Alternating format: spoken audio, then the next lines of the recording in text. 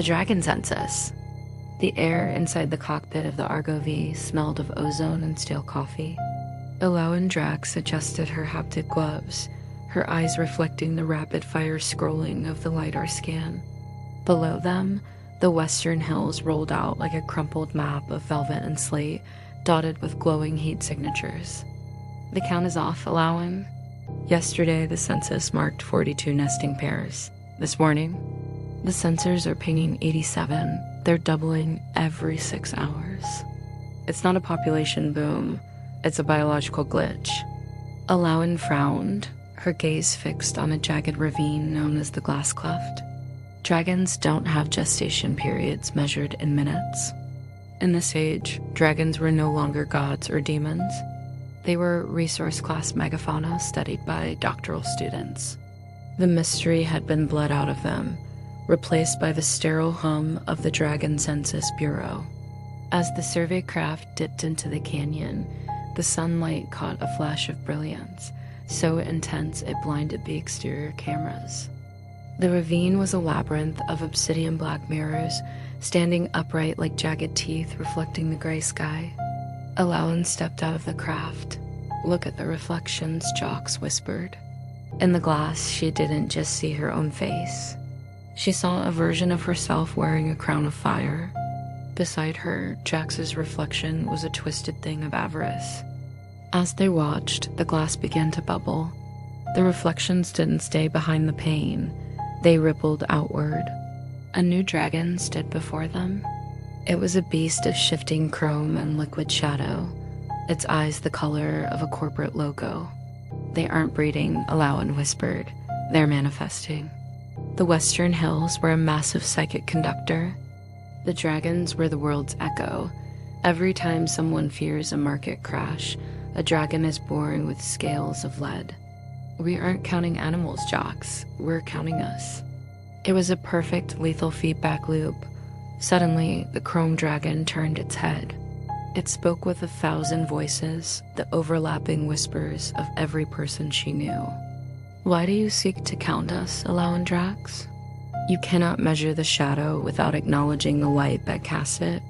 The mirrors began to vibrate, the sound like 1,000 wine glasses shattering. Hundreds of new signatures blinked into existence. "Jox, get us up. Now," she screamed. "We have to shut down the census. We have to stop looking at them." Elowen looked at her handheld monitor. In the black reflection of the screen, a tiny golden eye opened. "If the mirrors are the womb," she gritted out, "then we shatter the womb." She kicked the manual release on the cargo bay door. The thin mountain air screamed into the cabin, smelling of cold glass. "Elowen, wait," Jox yelled. "You're part of the reflection now.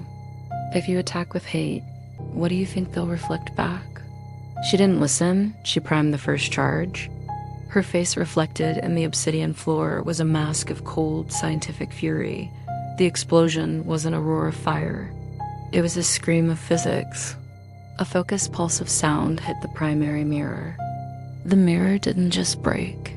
It exploded into 1 billion razor-sharp fragments that defied gravity and rose into the sky.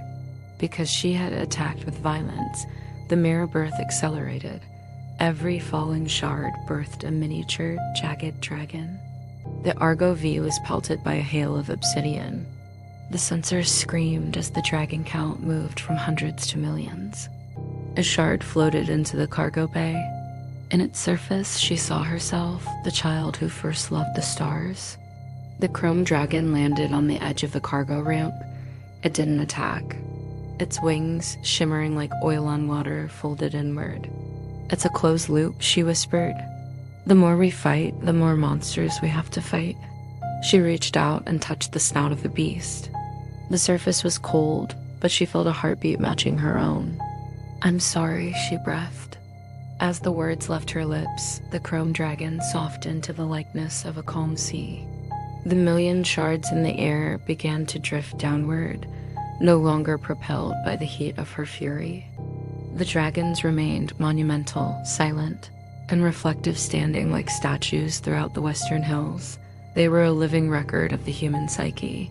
Elowen closed the bay door. The kingdom below was still terrified, but for the first time, they had to live with a neighbor who would show them exactly what those feelings looked like. The census was over. The reflection had begun,